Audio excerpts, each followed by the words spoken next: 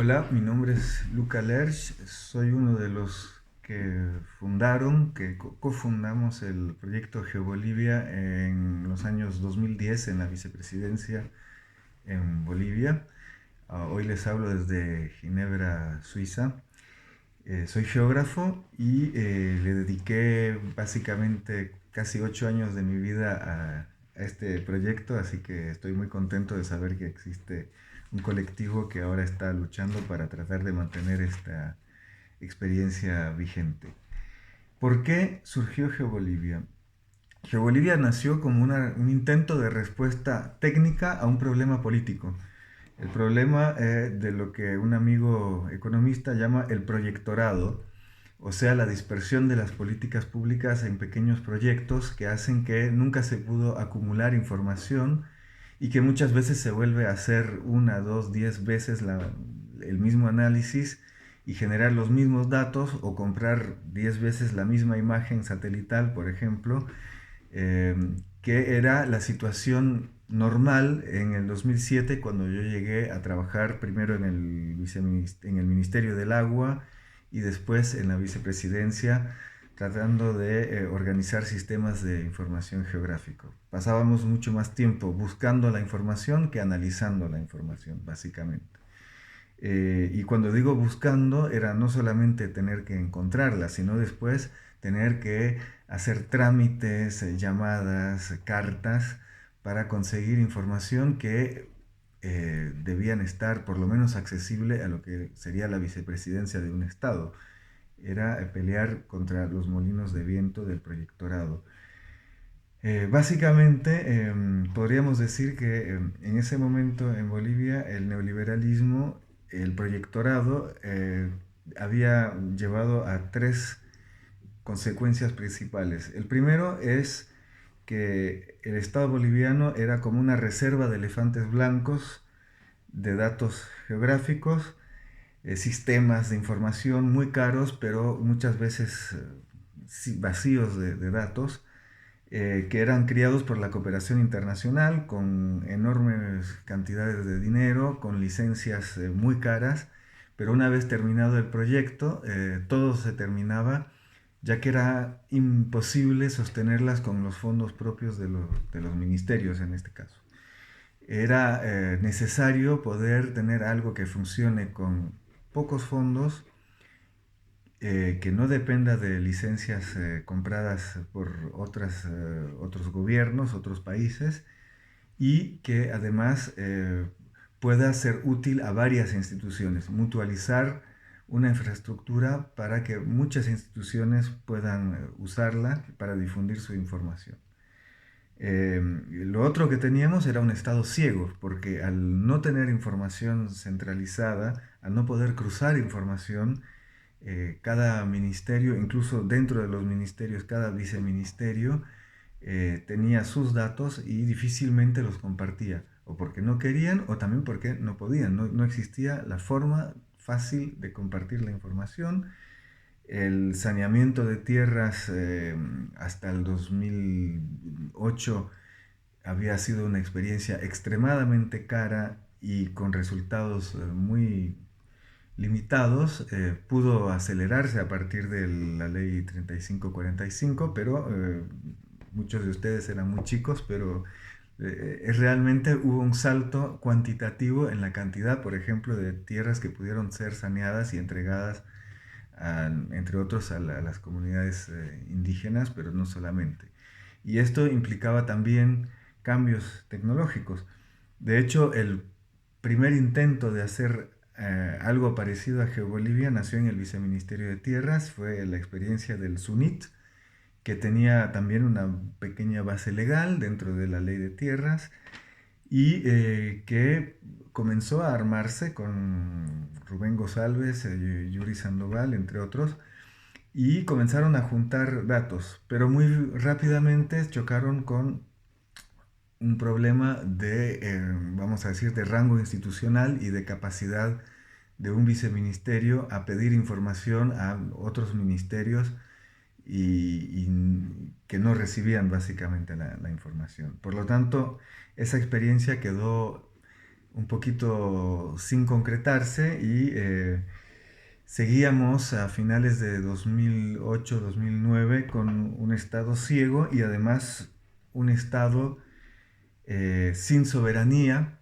porque cuando el Estado no difunde información, otros se encargan.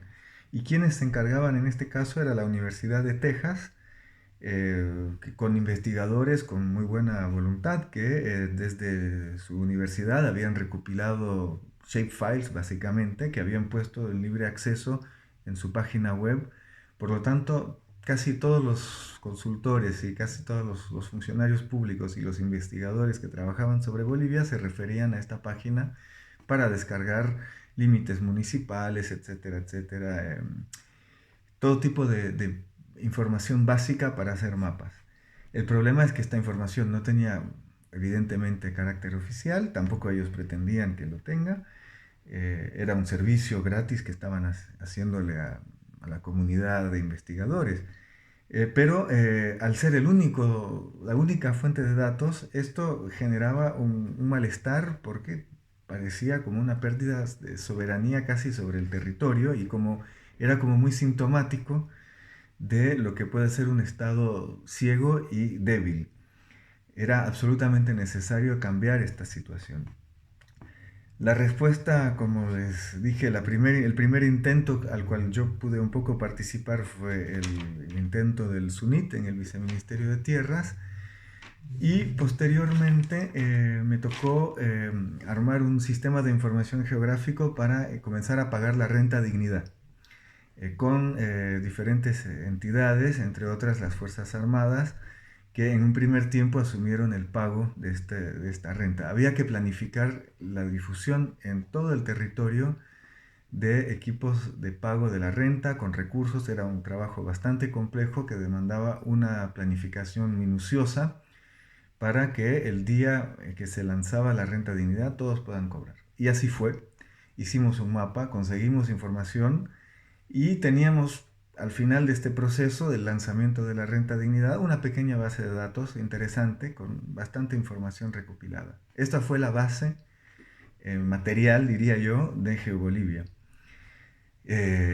Después de esto tuvimos otra cosa que cambió, que fue la nacionalización de Entel, que fue también un gran momento de recuperación de soberanía, ya no sobre la información o sobre su puesta en el aire, digamos, del Internet, pero también sobre el acceso, la accesibilidad a esta información y la posibilidad de tener servidores con una conexión Internet decente que permitan generar lo que sería un salto de pasar de un shapefile descargable en un zip a geoservicios y un visualizador en línea.